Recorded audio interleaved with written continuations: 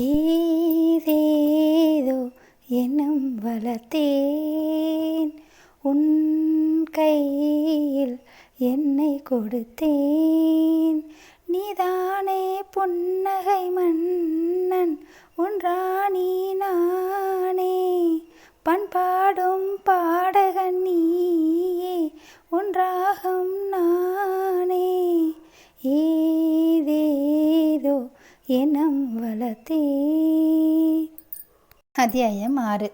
மாலதி தன் கணவன் கணேசனுடன் மகன் சந்துவை தூக்கி கொண்டு அவளது தாய் வீட்டிற்கு சென்று விட்டாள். சரண்யா, மாணிக்கம், மலர்விழி மூவரும் அவர்கள் வீட்டிற்கு சென்றிருந்தனர். தியாகு ஏற்கனவே அவர்கள் வீட்டிற்கு இரவு சாப்பாடு முடிந்தவுடனே சென்றிருந்தான்.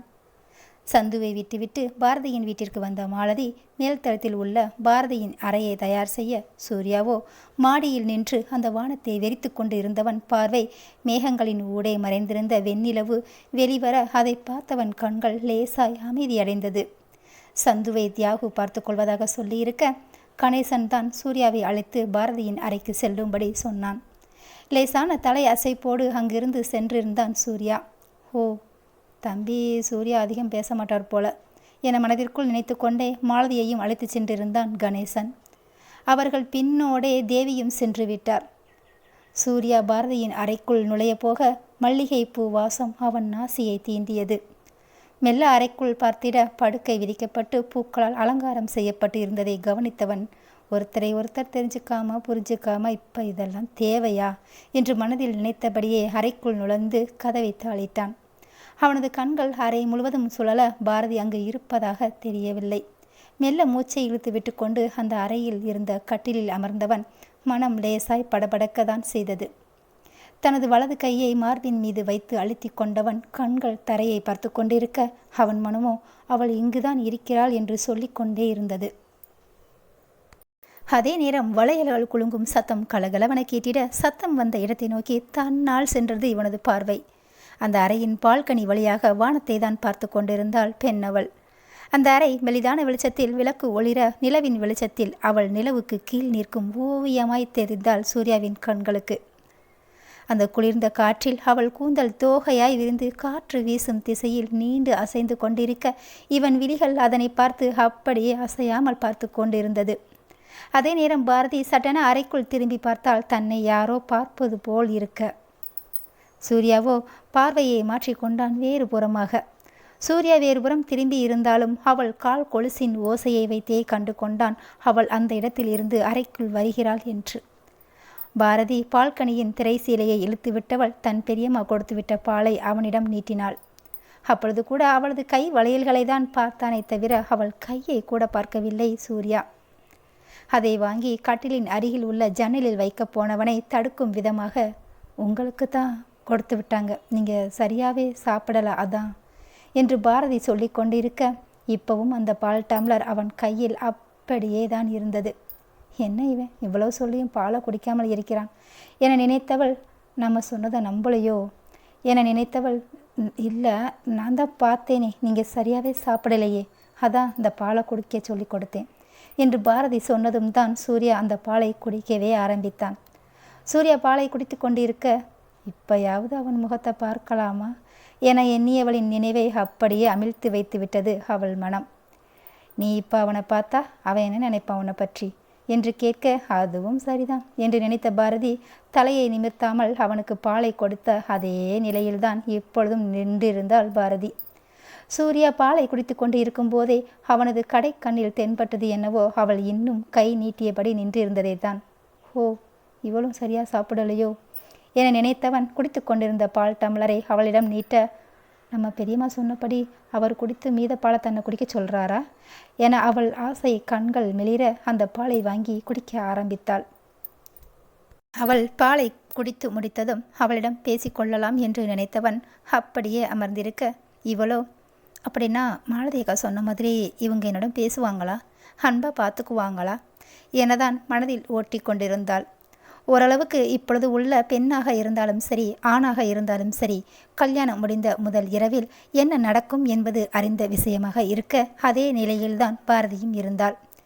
என்ன ஒருவரை பற்றி ஒருவர் கணிப்பு தான் தவறாகி போனதால் அது இன்று நடக்குமா என்றுதான் தெரியவில்லை நமக்கு. இவன் என்னை நிமிர்ந்து பார்க்கவே இத்தனை யோசிக்கிறானே, எப்படி என்னை பார்த்து பேசி தொட்டு என மனம் இழுத்து கொண்டே போக, மற்றொரு புறமும் ஹேய் பாரதி, அவருக்கும் கொஞ்சம் டைம் கொடேண்டி, அண்ணனுக்கு பார்த்த பொண்ணை தான் கட்டிக்க போகிறோம்னு அவர் நினச்சா பார்த்தாரு என்று அவள் மனம் சூர்யாவிற்கு வக்காலத்து வாங்க, சரி சரி நான் பார்த்துக்கிறேன், முதல்ல இடத்த விட்டு கிளம்பு என விரட்டியே விட்டாள் பாரதி. நான் உங்ககிட்ட பேசணும். ஆமாம், உங்கள் பேர் என்ன என்று கேட்டவனை, என்னது என் பேரே தெரியாதா, இவனை என்ன செய்தால் தகும் எனதான் முறைத்து கொண்டிருந்தாள் பாரதி. இன்னும் அவளிடம் இருந்து பதில் வராமல் இருக்க, நீங்கள் என் மேலே கோபப்படுறீங்கன்னு தெரியுது, அதுவாச்சும் தெரியுதே, நான் அதிகம் யாரிடமும் பேசாததால் கேட்ட உங்கள் பேரை ஞாபகம் வச்சுக்க முடியலை. அதான் நீ இறுக்கமாக உட்காந்துருக்கப்பவே தெரிஞ்சிடுச்சே நீ யாருக்கிட்டையும் அதிகமாக பேச மாட்டேன்னு என்று நினைத்தவள் மெல்ல அவள் பெயரை பாரதி என பல்லை கடித்து கொண்டே சொன்னாள். இங்கே பாருங்க பாரதி. எப்படி பார்க்கிறது, எங்கேயாவது இப்படி ஒரு அக்கிரமம் நடக்குமா? அதுங்க மாப்பிள்ளை பார்த்துட்டு போனதுமே மொபைலில் பேசி தாலி கட்டுற நேரத்து வரைக்கும் சைட் அடித்து தாலி கட்டுறப்ப கண் சிமிட்டி இந்நேரத்துக்கு எல்லாமே முடிஞ்சிருக்கும். சரி, எனக்கும் புரியுது, எனக்கு நடக்க அப்படி வாய்ப்பே இல்லைனாலும் அட்லீஸ்ட் இப்போயாச்சும் என்னை பார்த்து பேசினா நானும் பார்த்து பேசுவேன்ல என்று மனதிற்குள் பேசிக்கொண்டு இருந்தவளை, இப்படி அலங்காரம் பண்ணினா இன்றைக்கே எல்லாம் நடக்கணுங்கிறதெல்லாம் இல்லை, அதான் இல்லைன்னு அப்போவே தெரிஞ்சிடுச்சே, இப்போயாவது என் கண்ணை பார்த்து பேசலாம்ல. உங்கள் மனசு எனக்கு புரியுது, என்னத்தை புரிஞ்சிச்சோ, இவனே எல்லா முடிவையும் எடுத்தா அப்போ எதுக்கு நானா என்றவள் இப்போவே எழுந்து நங்குன்னு ஒரு கொட்டு வச்சாலாவது என் முகத்தை பார்ப்பான்ல, அப்படியே நானும் பார்த்துக்குவேன், இவ்வளோ பேசுகிற அந்த அழகு முகத்தை என்று நினைத்தவள், என்ன அடுத்த பேச்சையே காணோம் என்று நிமிர்ந்து பார்த்தவளுக்கு அவனின் பின்புறம்தான் தெரிந்தது. அவன்தான் இவளிடம் அதிகம் பேசிவிட்டதாக நினைத்ததாலோ என்னவோ பாரதிக்கு முதுகு காட்டி படுத்திருந்தான் அல்லவா. நிஜமாகவே அதுவும் உண்மைதான். சூர்யா அவன் தந்தையிடம் மட்டும்தான் கொஞ்சம் பேசுவான், மற்றபடி தேவை என்றால் பேசுவான், அதுவும் மிக மிக அரிதுதான். சின்ன குழந்தைகள் என்றால் பிடிக்கும் தான், ஆனால் எப்படி பேசணும் என்பதுதான் தெரியாது சூர்யாவுக்கு. ஆனாலும் அக்குழந்தைகள் பேசுவதை ரசித்து கேட்பான் யாரும் அறியாமல். அது எப்படி என் வாழ்க்கையில் மட்டும் இப்படி நடக்குது, அண்ணன் பார்த்துட்டு போன பொண்ணா தம்பி கட்டிக்கிட்டது, அதை விட தாலி கட்டின முகத்தை கூட இன்னும் பார்க்காம ராத்திரி என மனதிற்குள் புலம்பியவள் எப்பொழுது உறங்கினாலோ அவளுக்கே தெரியாது. இருவரும் ஒருவருக்கொருவர் முதுகையை காட்டி உறங்கிட அவர்களுக்கு என அலங்கரிக்கப்பட்ட அத்தனையும் யாருக்கு வைத்த விருந்தோ என கட்டிலின் மறுபுறம் தூங்கிக் கொண்டிருந்தது. படுக்கையில் உதிர்த்து விட்டிருந்த மல்லிகை பூவும் மலர்ந்து சிரித்து கொண்டிருந்ததை அறியாமல் அந்த பூக்களின் வாசம் மட்டும் போதும் என்று அயர்ந்து தூங்கிக் கொண்டிருந்தனர் பாரதியும் சூர்யாவும். ஹாலில் டிவியில் ஓடிக்கொண்டிருந்தது இந்தியா பாகிஸ்தான் கிரிக்கெட் மேட்ச். அந்த நீண்ட சோஃபாவில் இரு கால்களையும் மடக்கி உட்கார்ந்து கையில் எடுத்த கடலைப்பருப்பை ஒவ்வொன்றாக பாரதி தன் வாய்க்குள் இடம் மாற்றி கொண்டிருந்தாலும் பார்வை முழுவதும் மேட்சில்தான். ரோஹித்தும் விராட்டும் பேட்டிங்கில் இருக்க இப்பொழுது பந்து விராட்டின் பேட்டை நோக்கி ரக்கையே இல்லாமல் பறந்து வந்து கொண்டிருக்க, விராட் விராட் என அந்த விளையாட்டு மைதானமே கோஷத்தில் அதிர்ந்து கொண்டிருக்க, விராட் கையில் உள்ள பேட்டின் தாக்கத்தால் என்னை விட்டுடு என்று வெகு தூரமாய் ஓடி சென்று கொண்டிருந்தது அந்த பால். அதே நேரம் டிவியை பார்த்து கொண்டிருந்தவள் சிக்ஸர் சிக்ஸர் சிக்ஸர் என முணுமுணுத்து கொண்டிருந்தாள் பாரதி. பாலோ விட்டால் போதும் என எல்லையை தாண்டி வீழ்ந்து உருண்டோடி கொண்டிருக்க, ஹே சிக்ஸர் என கையை காலை ஆட்டிய பாரதி யாஹூ என கத்தியவள், யாஹூ இங்கே வா சிக்ஸர் அண்ணா என இவளே அடித்தது போல் ஆர்ப்பரித்து கொண்டிருந்தாள். இவள் சொன்னதும் சமையல் அறையில் தன் சித்தி விஜயா போட்டு வைத்திருந்த பஜ்ஜியை தட்டில் எடுத்து வைத்தவன், இதோ வரன் சித்தி என்று ஓடோடி பாரதியின் அருகில் வந்து அமர்ந்து பார்த்து கொண்டிருந்தான் தியாகு.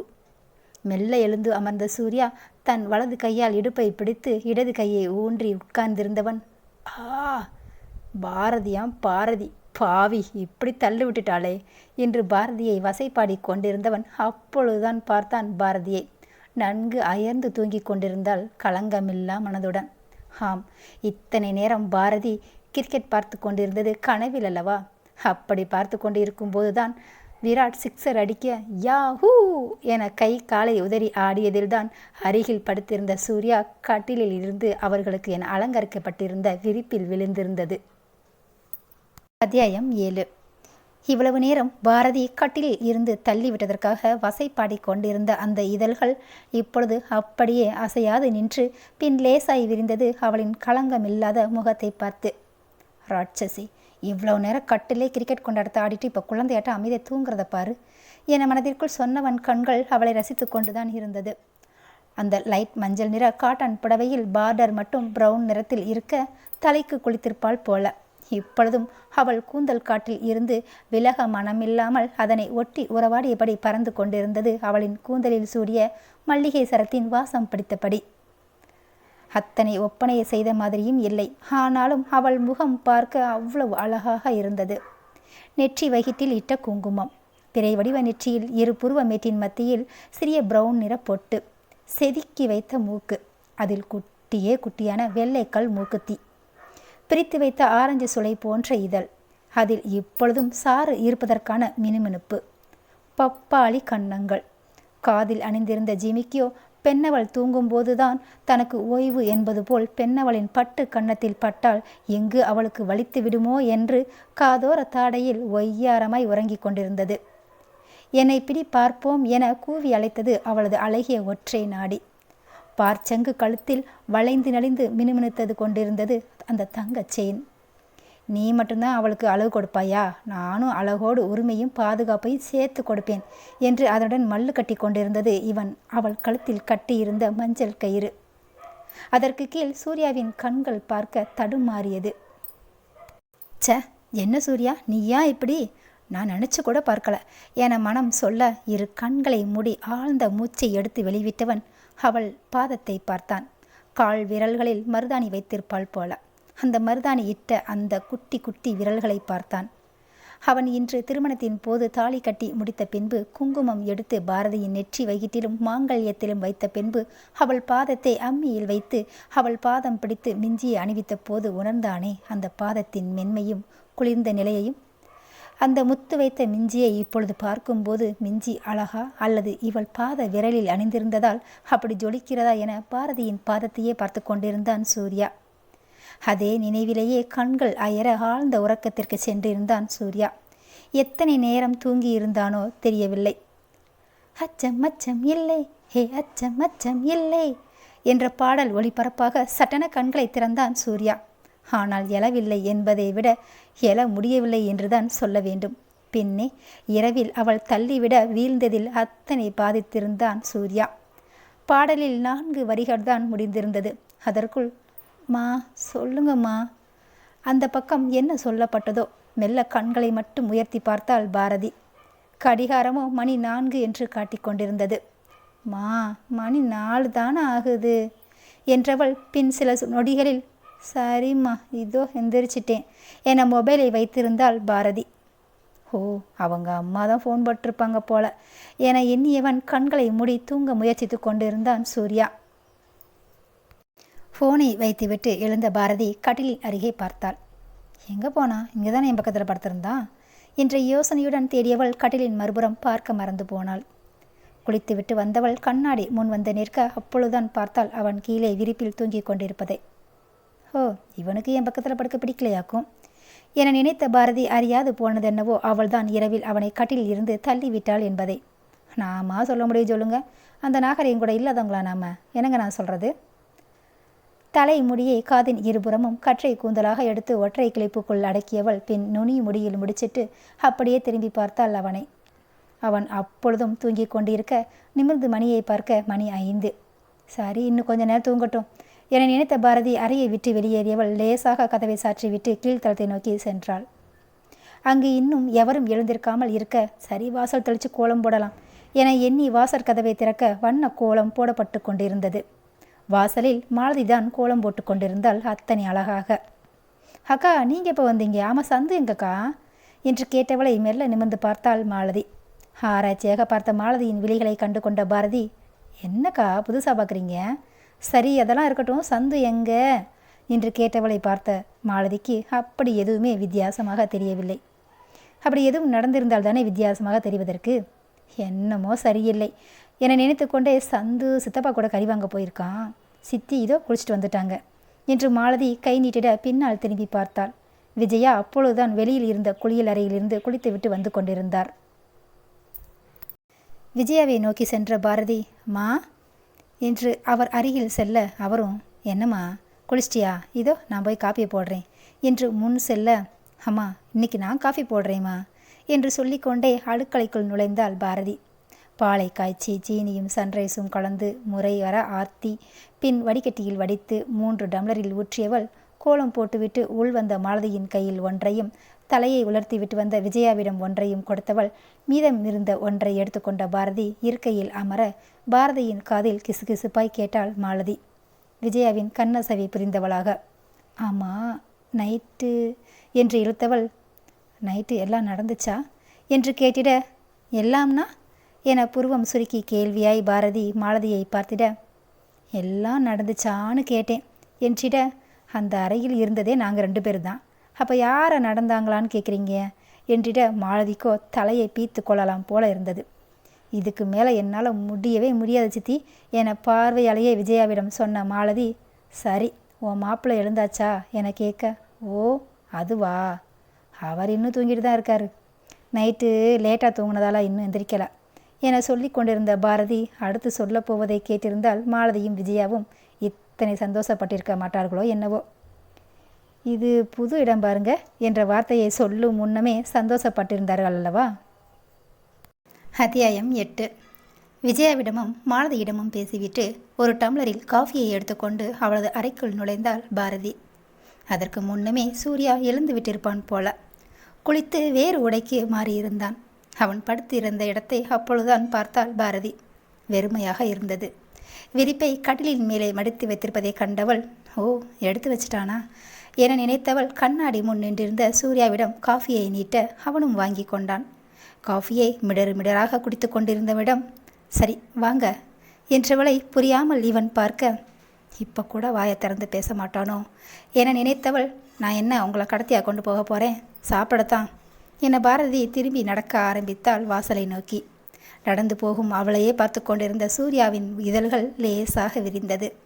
நீ என்ன கடத்திட்டு போகிறதா இருந்தாலும் எனக்கு சம்மதம்தான் என்றவன் முன்னே நடக்க, அதே நேரம் அச்சோ காஃபி டம்ளரை வாங்காமல் வந்துவிட்டோமே என நினைத்து பாரதியும் திரும்பி வந்ததில் இடித்ததில் கடகடவட சத்தம். நீங்கள் நினைக்கிற மாதிரி இல்லைங்க, இடித்ததில் டம்ளர் தான் சத்தத்தோடு உருண்டுக்கிட்டு இருந்துச்சு. சாரிங்க, இது கூட பாரதி சொன்னதாங்க. அப்போ கூட சூர்யாவிடமிருந்து எந்த வார்த்தையும் வரலை, கூர்மையான பார்வையை தவிர. சரியா போச்சு, இப்போ கூட வாயை திறந்து எதுவும் சொல்ல மாட்டானாமா. இது பாரதியின் மனசாட்சி.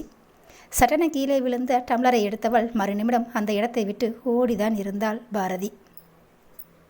கீழே ஹாலுக்கு வந்தவன் பழனி அங்கு அமர்ந்திருப்பதை கண்டவுடன் சூர்யா அவர் அருகில் சென்று அமர்ந்தான். வாங்க மாப்பிள்ள, ஏதாவது சாப்பிட்றீங்களா என்று பழனி கேட்க, இப்போதான் மாமா காஃபியே குடித்தேன், இன்னும் கொஞ்சம் நேரம் ஆகட்டும் என்றவன் ஏதோ யோசனையில் இருக்க, சொல்லுங்க மாப்பிள்ள ஏதாவது சொல்லணுமா என்று பழனி கேட்க, மாமா இன்னைக்கு ஊருக்கு போகணும், கொஞ்சம் வேலை இருக்குது என்றிட, அதனால் என்ன மாப்பிள்ள இன்றைக்கே சீரோடு உங்கள் வீட்டுக்கு போயிடலாம் என்று பழனி சொல்ல அவசரமாக, இல்லைங்க மாமா சீரெல்லாம் வேணாம், நாங்கள் 2 பேரும் இன்றைக்கே கிளம்புறோம் என்றிட, என்ன சொல்கிறாரு மாப்பிள்ள, இவரோட அப்பா அம்மா என்ன நினைப்பாங்க என்று மனதிற்குள் நினைத்த பழனி குழப்பமாகத்தான் பார்த்தா சூர்யாவை. மாமா நீங்கள் என்ன நினைக்கிறீங்கன்னு புரியுது, அப்பா வீட்டில் எல்லோரும் ஏதோ வேண்டுதலுக்காக கோயிலுக்கு போயிருக்காங்களாம், எனக்கும் கொஞ்சம் வேலை இருக்குது, அதான் கிளம்பணும்னு சொன்னேன். அப்பா கிட்ட கூட பேசிட்டேன், அப்பா போகலை, அப்பா இப்போ வந்துடுவாங்க, எங்கள் கூட அப்பாவும் வருவாங்க என்று சூர்யா முழுவதுமாக சொல்லி முடித்த பின் தான் மூச்சே வந்தது பழனிக்கு.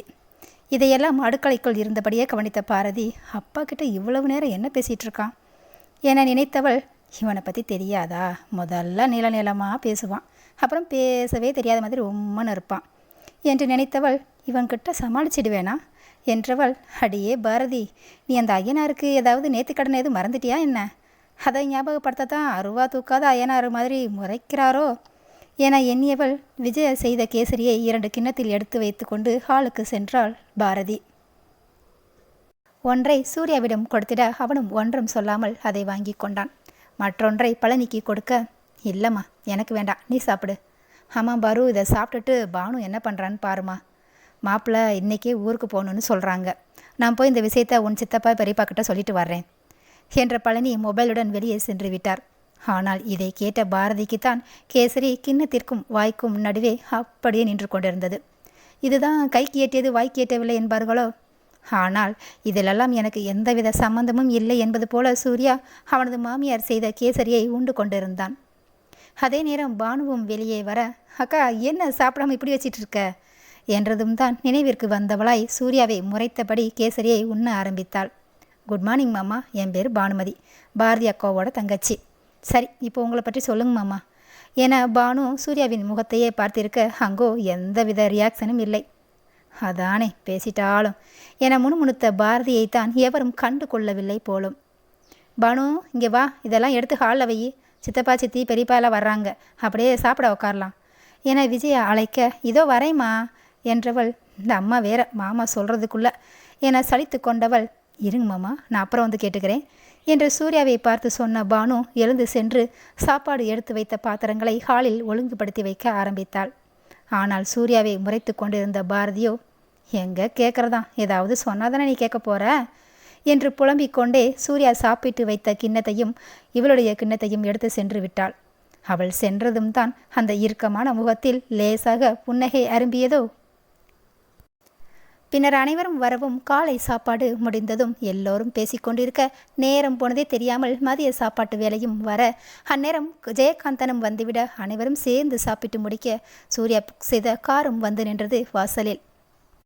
காரில் அமர்ந்திருந்த சூர்யாவிற்கும் ஜெயகாந்தனுக்கும் சொல்லி கொண்டவர்கள் பின் பாரதிக்கு கண்ணீர் மல்க அறிவுரைகள் சொல்லி வழி அனுப்பி வைத்தனர் அனைவரும்.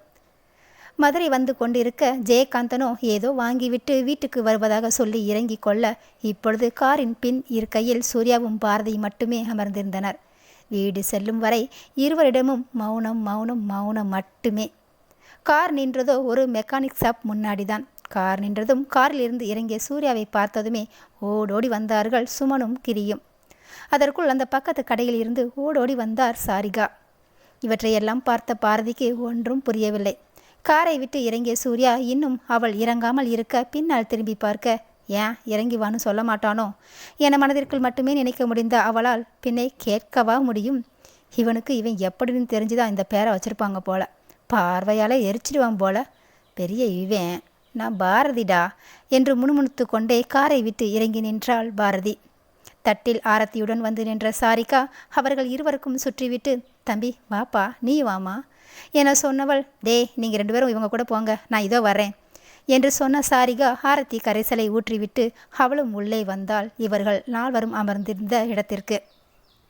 உள்ளே வந்த சாரிகா தன்னை அறிமுகப்படுத்தி கொண்டவள் பக்கத்தில் கடை வைத்திருப்பதாக சொல்ல இதையெல்லாம் அவள் எங்கு கேட்டாள்? அவளது யோசனையெல்லாம் ஏன் இவை இன்னும் இங்கு கூட்டிகிட்டு வந்திருக்கான் என்றளவா மனதில் ஓடிக்கொண்டிருந்தது. கிரி அதற்குள் கரும்பு சாறு வாங்கி வந்திருந்தான் இருவருக்கும். ஒன்றை இவள் கையில் கொடுக்க சாரிகா, ஆமாம் உன் பேர் என்னம்மா என்று கேட்க, அச்சோ அக்கா பாரதின்னு கூப்பிடுங்க என்று அவசரமாக சொன்னவளை பார்த்து சிரிப்புதான் வந்தது சாரிகாவிற்கு. ஆமாம் உங்கள் 2 பேருக்கும் இங்கே வேலை இருக்கா என்ன என்று சாரிகா கேட்ட தோரணியிலேயே கிரியும் சுமனும் அதிர்ந்து போய் இருவரும், ஐயோ அக்கா அண்ணன் எங்களுக்கு இன்றைக்கி லீவுன்னு தான் சொன்னாங்க, நாங்கள் தான் அண்ணனையும் அண்ணியும் பார்க்கலாம்னு வெயிட் பண்ணிட்டு இருந்தோம் என்றிட, பார்த்துட்டிங்கல்ல கிளம்புங்கடா உங்கள் ரூமுக்கு என்றால் சாரிகா புன்னகைத்தவாறு. இப்போ எதுக்கு இவங்களை விரட்டி விடுறாங்க, இவங்க இருந்தாலாவது ஏதாவது பேசிகிட்டு இருக்கலாம் என்று நினைத்த பாரதி அப்படியே சூர்யாவின் முகத்தை பார்க்க அங்கு எந்தவித சலனமும் இல்லாமல் இருக்க, இவரை என்று இழுத்தவள், ஆண்டவா நீ தான் எனக்கு நிறைய பொறுமையை கொடுக்கணும், அதோட இவருக்கு சிரிக்க சொல்லி கொடுத்துருக்குதா என்னவாம் என்றவள், எப்படி கலகலன்னு பேசிட்டு இருந்த என்ன இப்படி மாற்றிட்டாரே என்றவள். கிரியும் சுமனும் சந்தோஷமாக பேசி சிரித்தபடியே வெளியேறுவதை கண்ட பாரதிக்கு இப்படியே போனால் எங்கு வெடித்து விடுவோமோ என்று பயமாக தான் இருந்தது.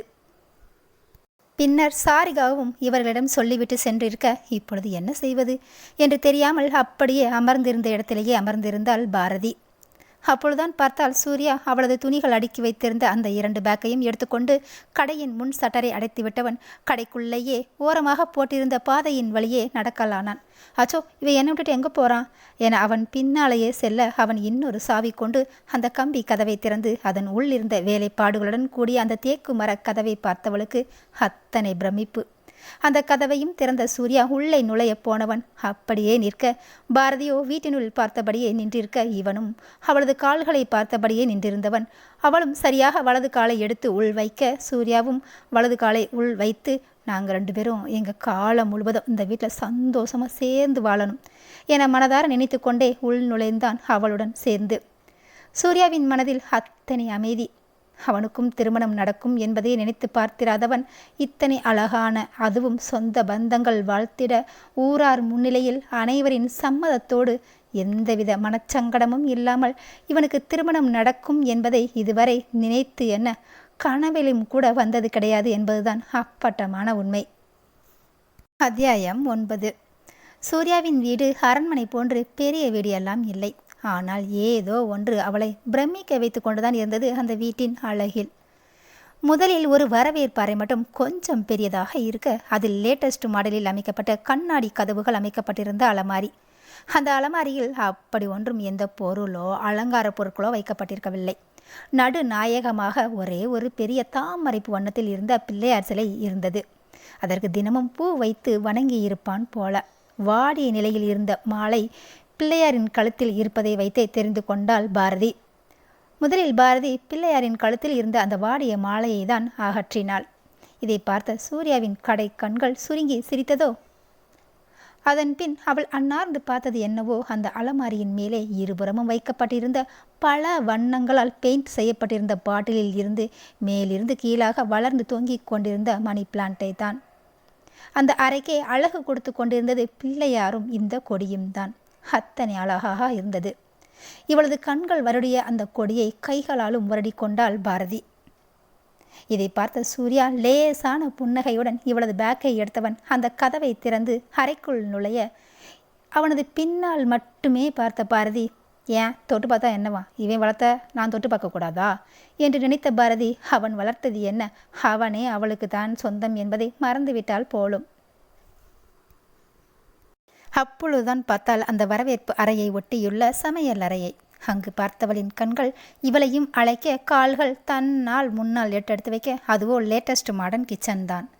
அந்த சமையல் அறையில் கேஸ் அடுப்பை தவிர எந்த ஒரு பொருளும் தென்படவில்லை இவளுக்கு. ஆங்காங்கே அழகாக நீண்டு வளர்ந்து தொங்கிக் கொண்டிருந்த மணி பிளான்ட்டை தவிர. ஹோ, இப்பொழுதுதான் புதுசாக கட்டியிருப்பானோ, அப்படின்னா இந்த கொடி அதற்குள்ளேயே இவ்வளோ வளர்ந்துருக்கும் என நினைத்தவள் கீழே அமைக்கப்பட்டிருந்த ஒவ்வொரு கபோர்டாக திறந்து பார்க்க, சமையலுக்கு தேவையான அத்தனை பாத்திரங்களும் தனித்தனியாக வைக்கப்பட்டிருந்தது என்றால் அத்தனை பாத்திரங்களும் புதியதாக இருந்தது. ஒன்றில் சிறிய பெரிய சில்வர் தட்டுக்கள், அடுத்ததில் சின்ன ஸ்பூனிலிருந்து பெரிய கரண்டி வரை இருந்தது. இன்னொன்றில் பீங்கான் பிளேட், கப் என இருந்தது. அடுத்து சமைக்க தேவையான பாத்திரங்கள், குக்கர்கள், சில்வர் பாத்திரங்கள் என தனித்தனியாக வைக்கப்பட்டிருந்தது. பின் ஒரு பெரிய கபோர்டை திறந்து பார்க்க, அதில் மிக்சியும் கிரைண்டரும் இருந்தது. மற்ற கபோர்டு எல்லாம் காலியாக இருந்தது. இன்னொரு கதவை திறக்க, அதில் ஃப்ரிட்ஜ் செட் பண்ணி இருந்தது. அதில் குளிர்பானம் தவிர வேறு ஒன்றும் இல்லை. ஓ, பார்த்து பார்த்து கட்டியிருப்பான் போல. ஒருவேளை அவன் ஏதாவது ஒரு பொண்ணை விரும்பி அவள் தான் இப்படியெல்லாம் கேட்டிருப்பாளோ. இவன் அவள்கிட்டையாச்சும் பேசியிருப்பானா? இவனாவது பேசுகிறதாவது அவள் சொல்லியிருப்பா. இவன் கேட்டு அவள் சொன்னது போல் கட்டியிருப்பான். நாம தான் இடையில புகுந்துட்டோம் போல என நினைத்து கொண்ட பாரதி மெல்ல நடந்தவள் அதே யோசனையில் சூர்யா நுழைந்த அறை கதவை திறந்து உள் சென்றாள். அவன் அந்த அறையில் இல்லை. சரி, வெளியே எங்கேயாவது போயிருப்பான் என நினைத்தவள் அந்த கட்டிலை பார்த்தாள். 4 படுக்கும் அளவுக்கு பெரிய கிங் சைஸ் மரக்கட்டல். அங்கு சுவற்றிலே அமைக்கப்பட்டிருந்த அலமாரியை திறந்து பார்க்க, அதில் அவளது பேக் இருந்தது. மற்றொன்றை திறந்து பார்க்க, அதில் ஆண்களுக்கான ஆடைகள் இருக்க, ஓ, அவனது ஆடைகள் போல என நினைத்தவள் அடுத்த கதவை திறக்க சட்டென திரும்பி கொண்டாள் பாரதி.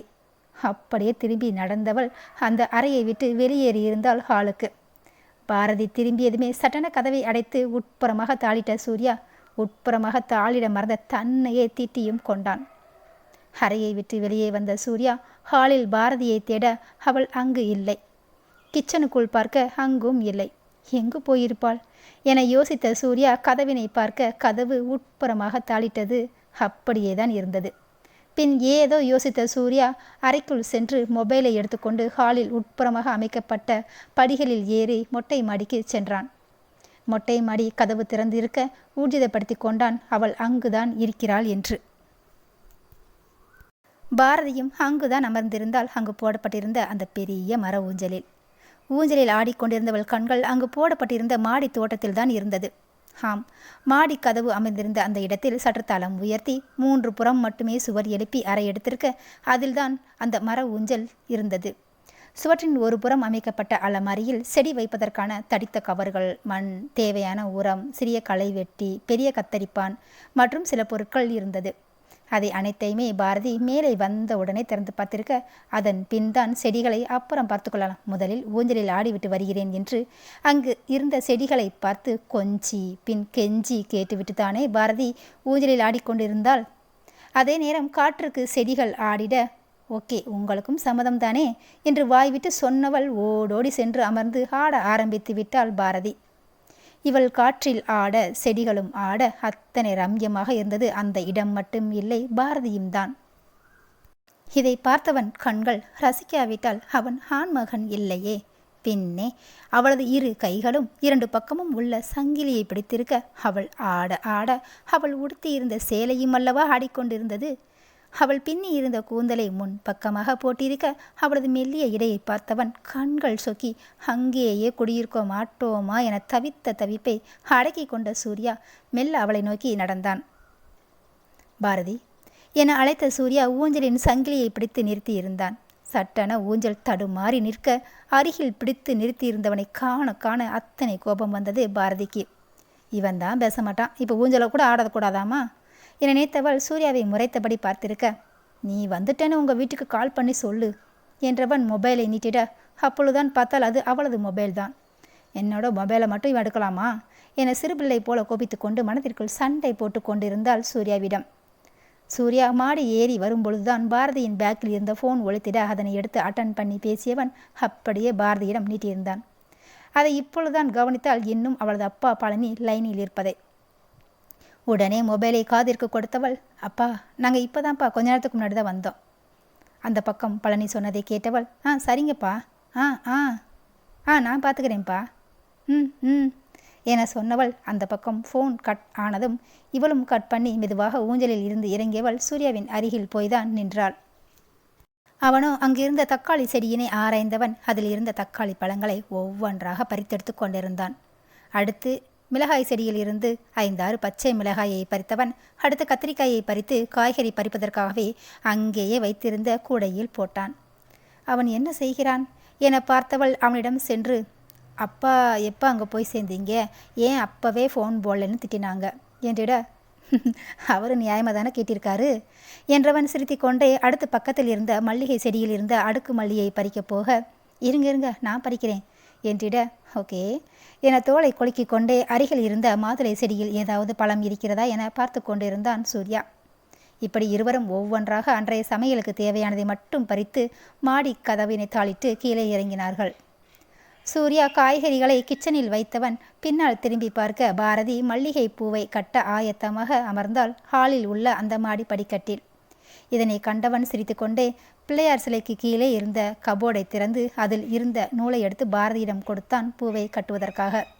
சரி, நீ பூவை கட்டு, நான் கடை வர போயிட்டு வரேன் என்றிட, நானும் வரேன் என்றபடி பூவை ஒதுக்கி வைத்துவிட்டு எழுந்து நிற்க, இல்லை நீ இரு, இந்த பக்கம்தான், நீ பூவை கட்டி முடிக்கிறதுக்குலாம் நான் 10 நிமிஷத்தில் வந்துடுவேன் என்றவன் அவள் பதிலை எதிர்பாராமல் கதவை திறந்து சென்று விட்டான் சூர்யா. அவன் சொன்ன மாதிரியே அவளும் பூவை கட்டி முடிக்கும் முன்னவே வந்து இருந்தான் சூர்யா. சூர்யா நேராக கிச்சனுக்குள் சென்றிட இவளும் கட்டிய பூ நிறைய இருக்க பிள்ளையாரின் அருகில் செல்வதை பார்த்தவன், பாரதி என்றிட செய்ய வந்த வேலையை மறந்து அவன் அருகில் போய்தான் நின்றாள். அவள் தன் அருகில் வந்து கொண்டிருக்கிறாள் என்பதை உணர்ந்த சூர்யா தலையை நிமித்தாமலே, உனக்கு சமைக்க தெரியும்ல என்று கேட்டிட, என்க, சரி, இதோ சமையலுக்கு தேவையானதை வாங்கி வந்துட்டேன். இதில் இருக்கிறத அதோ அந்த கபோர்டில் இருக்கிற அந்த சின்ன சின்ன பாக்ஸில் வாங்கி வச்சுருக்கேன், அதில் என சூர்யா சொல்லி கொண்டு இருக்கும்போதே, நான் பார்த்துட்டேன், நான் வச்சுக்கிறேன் என்று சொல்லிட, சரி அதை கொண்டா என்பது போல் கையை நீட்டிட அவள் கையில் இருந்த பூவை சூர்யாவின் கையில் வைத்தாள் பாரதி.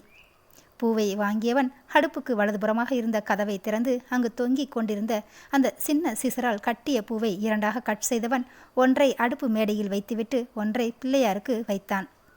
இதை கவனியாத பாரதி அவன் என்ன வாங்கி வந்திருக்கிறான் என பார்த்து கொண்டிருந்தாள். அத்தியாயம் 10.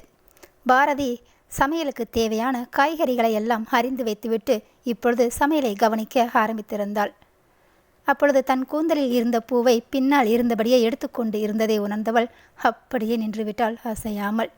இவனோ லேசான புன்னகையோடு அவள் ஏற்கனவே வைத்திருந்த பூவை எடுத்துவிட்டு பாரதி கட்டிய மல்லிகை பூவை அவள் தலையில் வைத்து விட்டவன், இப்படியே நீ அசையாமல் கத்திரிக்காயை வதக்காமல் நீ நிற்கிறதால அது உன்னை கூப்பிட்டு ஒன்றும் கிண்ட சொல்ல போகிறதில்ல பாரதி என சொன்ன சூர்யா அவன் மனதிற்குள், மல்லிகைப்பூ அழகுதான், இருந்தாலும் என் பாரதி தலையில் இருக்கிறப்ப இன்னும் எவ்வளோ அழகாக இருக்குது, அதை விட அதனோட வாசனை இப்படியே அவகிட்ட நின்றுட்டா இருக்கலாம் போல இருக்கே என்று நினைத்தவன் தன்னை சுதாரித்து கொண்டு தான் அவளுக்கு சரியாக பூவை வைத்துள்ளோமா என பார்ப்பது போல் அவளை தன் பக்கமாக திருப்பியவன் வலது இடது பக்கமாக சரிந்து அவளை பார்த்தவன் பர்ஃபெக்ட் என சொன்னவன், சரி நீ சமையலை கவனி பாரதி, வீட்டுக்கு டிவி கொண்டு வர்றாங்க, நான் போய் அதை கவனிக்கிறேன் என்று சொன்ன அதே நிமிடம் அவர்கள் வீட்டின் காலிங் பெல்லும் அடித்தது. டிவியும் மாட்டிவிட்டு சென்றிட அதற்குள் சமையலை பாதி முடித்திருந்தாள் பாரதி. நேரமும் மாலை 7 மணி ஆகிட இருவரும் சாப்பிட அமர்ந்தார்கள். இருவருக்கும் தட்டை எடுத்து வைத்தவள் சாதம் போட்டு சாம்பார் ஊற்றி கத்தரிக்காய் பொரியல் வைத்து ஓரமாக மாங்காய் ஊறுகாயை வைத்தவள் ஆளுக்கு ஒன்றாய் அப்பளத்தையும் வைத்தாள் பாரதி. சாப்பிட்டு முடித்த பின்னும் கூட சாம்பாரின் மனமும் கத்தரிக்காய் பொரியல் சுவையும் சூர்யாவுக்கு இன்னும் நாவில் ஒட்டி கொண்டு இருப்பதாகவே தோன்றியது. அதைவிட மாங்காய் ஊறுகாய் சுவையில் இன்று இன்னும் ஒரு கைப்பிடி சோறு அதிகமாக உண்டதாக தோன்றியது சூர்யாவுக்கு. இவ இப்படியே ருசியாக சமைச்சு சாப்பிட்டு உடம்பு 3 மடங்கு ஏறினாலும் ஏறிடும் என நினைத்த சூர்யா, டே சூர்யா கண்ட்ரோல் பண்ணிக்கோடா என மனதில் நினைத்து கொண்டவன் அவளிடம் பேச ஆரம்பித்தான். அவள் போட்ட காஃபியை கொடுத்து கொண்டே, சாப்பாடு நல்லா இருந்துச்சு, ஆமாம் எல்லாமே சமைக்க தெரியுமா, எப்போ இருந்து கற்றுக்கிட்ட என கேட்டான் சூர்யா. அவள்தான் சாப்பிடும்போதே பார்த்தாளே அவன் நன்றாக சாப்பிட்டதை. அதே சந்தோஷத்திலேயே, நான் 12ஆம் வகுப்பு முடித்ததுமே கொஞ்சம் கொஞ்சமாக அம்மா கிட்ட சமையல் கற்றுக்கிட்டேன், அதுக்கப்புறம் அம்மாவுக்கு கொஞ்சம் உடல்நிலை சரியில்லாமல் போகவும் நான் தான் எங்கள் வீட்டில் சமைப்பேன். ஓ பரவாயில்லையே, காலேஜ் படிச்சுக்கிட்டே சமையலும் பண்ணினியா, திறமசாலி தான் போ. நான் தான் காலேஜே போகலையே. ஏன்? காலேஜ் போனால் அங்கேயே தங்கி படித்தா அப்பாவை பார்க்க முடியாதுன்னு தான் காலேஜ் போகலை என்றவளை இப்பொழுது வித்தியாசமாக பார்த்தவன் லேசாக சிரித்தும் கொண்டான். இதனையெல்லாம் அறியாமல் அவனை பாராமல் அவள் போட்ட காஃபியை சுவைத்து மிடறு மிடராக குடித்து கொண்டிருந்தாள் பாரதி.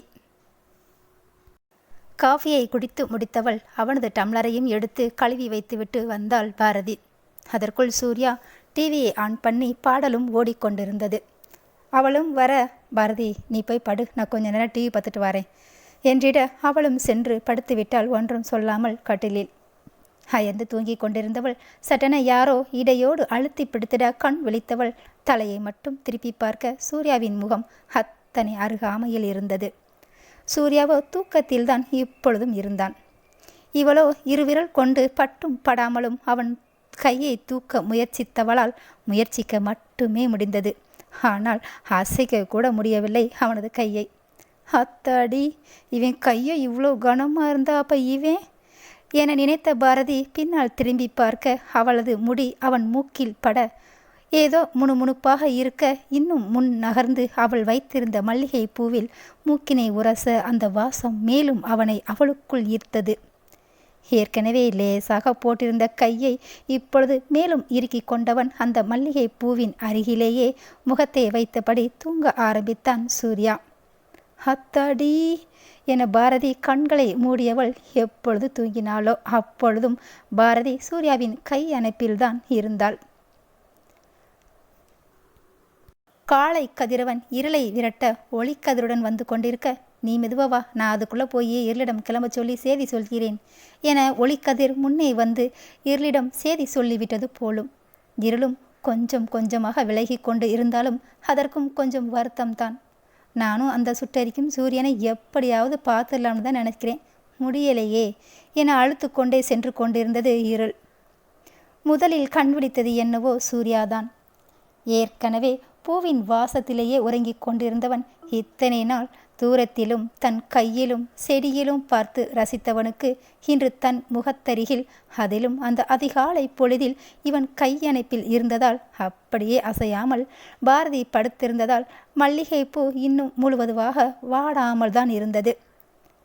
ஆழ்ந்த பூவின் வாசனையை உள்ளிழுத்த சூர்யா மேலும் பாரதியை தன்னோடு இறுக்கிக் கொண்டவன், இப்படி இவ என் அருகில இருக்க அந்த இரவு பொழுது இன்னும் கொஞ்ச நேரம் நீடிக்கக்கூடாதா என நினைத்தபடியே மீண்டும் ஒரு குட்டி தூக்கம் போடலானான் சூர்யா. சிறிது நேரம் சென்றிருக்க சிறு சிறு பறவைகளின் ரீங்காரம், பால் கொண்டு வருபவர்களின் வண்டிகாரன், சாலையில் செல்லும் காரின் சத்தம், ஓரிரு சைக்கிள் பெல் சத்தமும் கேட்டாலும் அந்த குருவிகளின் சத்தம் இன்னிசையாய் கேட்க கண்கள் விழித்தாள் பாரதி. கண்கள் விழித்த பாரதி கண்டது என்னவோ தன் முகத்தருகே இருந்த சூர்யாவின் முகத்தை தான். அத்தனை நெருக்கமாக இருந்தது அவனது முகம். அவனது கேசம் மின் விசிறியின் உபயத்தால் இவளது நெற்றியை வருடி கொண்டிருந்தது. அடர்ந்த புருவம், நீண்ட விழிகள், அதிலும் அந்த இமை முடிகள் அத்தனை அடர்த்தியாக வளைந்து தூரிகை போல் இருப்பதை பார்த்தவளுக்கு, இதுவரை அதனை பார்க்கவே இல்லையே என நினைத்தவள், நீ எங்க அவன் முகத்தையே பார்க்காதப்ப அப்புறம் எப்படி அவன் கண்ணை பார்த்துருப்ப, அதிலும் இமை முடிய பார்க்கலன்னு வருத்தப்படுறது உனக்கே கொஞ்சம் ஓவரா தெரியலையா என மனசாட்சி ஒரு புறம் சொல்லி கொண்டு இருந்தாலும், நீ என்ன வேணாலும் சொல்லிக்கோ, இந்த சான்ஸை விட நான் தயாரா இல்லை என்றவளின் பார்வை அவனது கூரிய நாசி, ட்ரிம் செய்யப்பட்ட மீசை, தடித்த இதழ் என பார்த்து கொண்டிருந்தவளுக்கு இப்பொழுது சின்ன வருத்தம். பின்னே அவனது நாடியை தான் அவனது 2 நாட்களே வளர்ந்திருந்ததே போன்ற தாடி மறைத்திருந்ததே. இருந்தாலும் இதிலும் கூட இன்னும் அழகாகத்தான் இருக்கான் என ரசித்தவள் கண்கள் வெகு நேரமாக பார்த்து கொண்டிருக்க, அப்பொழுதுதான் பார்த்தால் அவனது கண்களும் தன்னையே பார்த்து கொண்டிருப்பதே.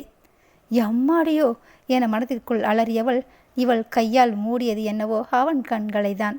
அவன் கண்களை இவள் கையால் மூடியவள் தன் கண்களையும் சேர்த்தளவா மூடிக்கொண்டாள். இவள் கண்களை மூடாது இருந்தால் கூட பார்த்திருக்கலாம் அவன் இதழ் விரித்து புன்னகை சிந்தியதை.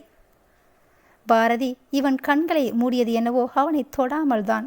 அதனால் அவதான் பார்த்திருந்த அவளது உள்ளங்கை வெகு நேரமாக அப்படியே இருக்க, இவ இப்போதைக்கு எழமாட்டாள் என நினைத்த சூர்யா மெல்ல எழுந்தவன் அவளை பார்த்து மேலும் ஒரு புன்னகையை சிந்தியவன் நடந்து சென்று குளியல் அறை கதவு திறந்து அடைக்கும் சத்தம் கேட்ட பின்தான் பாரதி கண்களை திறந்தாள். ச, என்ன நினச்சிருப்பான் என்னை பற்றி என தலையில் அடித்து கொண்டவள் மெல்ல எழுந்து தான் உடுத்த வேண்டிய ஆடையை கட்டிலின் மீது எடுத்து வைத்த பின் கட்டிலின் மீது இருந்த விரிப்பை சரிப்படுத்தி கொண்டிருந்தாள் பாரதி. அதே நேரம் குளியல் அறை கதவு திறக்கு சத்தம் கேட்டாலும் பெண்ணவள் கைகள் சரிப்படுத்திய விரிப்பை தட்டி கொண்டே இருந்தாலும் தலை நிமிரவே இல்லை. இதை வெளியில் வந்து கண்ணாடி முன் நின்று கொண்டே கண்ணாடி வழியாக கவனித்த சூர்யாவும் மெல்லிய புன்னகையோடு அவளைத்தான் பார்த்து கொண்டிருந்தான். ஏதோ தோன்ற அப்பொழுதுதான் பார்த்தால் அவன் கண்ணாடி வழியே தன்னை தான் பார்த்து கொண்டு இருக்கிறான் என்று. ஒன்றை பார்க்க மறந்துவிட்டாள், அவன் இதழ்கள் புன்னகையில் விரிந்திருந்ததை. கண்ணாடியை பார்த்தவள்தான் சட்டென எடுத்து வைத்திருந்த உடையை கையில் எடுத்து ஓடியே விட்டாள் குளியல் அறைக்குள். ஆக இவனது புன்னகையை என்று பார்த்து அவன் மனம் புரிந்து அவன் முகத்தை பார்த்து அவனிடம் பேசி, அப்பப்பா இதை சொல்கிறதுக்குள்ளேயே மூச்சு வாங்குதே, இது என்னைக்குங்க நடக்கும், சரி அவங்களே வெயிட் பண்ணுறப்ப நாமளும் வெயிட் பண்ணித்தானே ஆகணும். இடுப்பில் துண்டுடன் வந்தவன் உடையை மாற்றிக்கொண்டு அந்த அறையை விட்டு சென்றிருந்தான் சூர்யா. பாரதியும் குளித்து சேலையை உடுத்தியவள் சாமி கும்பிட பிள்ளையாரை பார்த்த பொழுதுதான் இருபுறமும் அழகிய ஒரே போன்ற வெண்கல குத்து விளக்கு வைத்து அதன் அருகிலேயே திரி, எண்ணெய், தீப்பெட்டி என எல்லாவற்றையும் எடுத்து வைத்துதான் போயிருந்தான். அதை பார்த்தவள் அவனும் இங்கேதான் எங்கேயோ இருக்கிறானோ என பார்வையை சுழலவிட்டவள் கண்களுக்கு அவன் ஆகப்படவே இல்லை. என ஒரு பெருமூச்சு விட்டவள் விளக்கேற்றி சாமி கும்பிட்டு விட்டு நெற்றியில் திருநீரை கீற்றாய் பூசியவள் பின் கிச்சனுக்குள் சென்றிருந்தாள். நேற்று அவன் வாங்கி வந்த கோதுமை மாவு எடுத்து பிசைந்தவள் அப்படியே உருளைக்கிழங்கை குக்கரில் வேக வைத்தாள். பிசைந்த மாவை சிறிது நேரம் வைத்தவள் குருமாவிற்கு தேவையான பெரிய வெங்காயத்தை நீளவாக்கில் மெலிதாக நறுக்கியவள் அதே நேற்று மாடி செடியில் பறித்த பச்சை மிளகாயையும் அதேபோல் கீறி பின் குருமா ஒருபுறம் கொதித்து கொண்டு இருக்க அதற்குள் மாவு உருண்டையை தேய்த்தபடியே சப்பாத்தியையும் போட்டு கொண்டிருந்தாள். அப்பொழுதுதான் அவனும் மாடிப்படியில் இருந்து இறங்கி வந்தான். இவளும் அவன் இறங்கி வருவதை கிச்சனுக்குள் இருந்தவாறே கண்டும் கொண்டாள். சூர்யாவோ, நீ டிஃபனை முடி பாரதி, நான் இதோ வர்றேன் என்று கிளம்பிட, இதோ முடிச்சிட்டேன், உங்களுக்கு காஃபி எதுவும் போடட்டா? இல்லை, நான் காஃபி அதிகம் குடிக்க மாட்டேன், இருந்தாலும் நீ முதலாக நேற்று நம்ம வீட்டில் காஃபி போட்ட அதான் வாங்கி குடித்தேன். ரொம்ப நல்ல ஒரு போலத்தான் என நினைத்தவள் அவனிடம் சொல்லவா முடியும் நினைத்ததே. அவன் சொல்வதை காதில் வாங்கி கொண்டே தலை குனிந்தபடிதான் நின்றாள் பாரதி. நான் வேணும்னா அந்த பக்கம் வழக்கமாக வர்ற பால்காரர்கிட்ட ஈவினிங் பால் வாங்கி வைக்கிறேன், அப்படியே டெய்லி வாங்கிக்கலாம். நைட்டுக்கு எனக்கு பால் மட்டும் போதும் என்றவன், உனக்கு வேணும்னா காஃபி போட்டுக்கோ என சொல்லிக்கொண்டே சூர்யா அங்கிருந்து நகரப்போக, அதான் முடிச்சிட்டேன்ல, சாப்பிட்டு போங்க.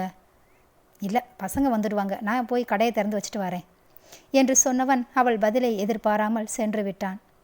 இவளும் சாப்பாட்டை எல்லாம் எடுத்து கீழே வைத்தவள் அவளது வியர்வை சிந்திய முகத்தை கழுவி விட்டு வரவும் சூர்யா உள்ளே வரவும் சரியாக இருந்தது. சூர்யா வருவதை கண்டதும் பாரதி தட்டை எடுத்து அவனுக்கு சப்பாத்தி எடுத்து வைத்து குருமாவை ஊற்றியவள் அவளுக்கு ஓரமாக கொஞ்சம் மாங்காய் ஊறுகாயையும் எடுத்து வைத்து கொண்டாள்.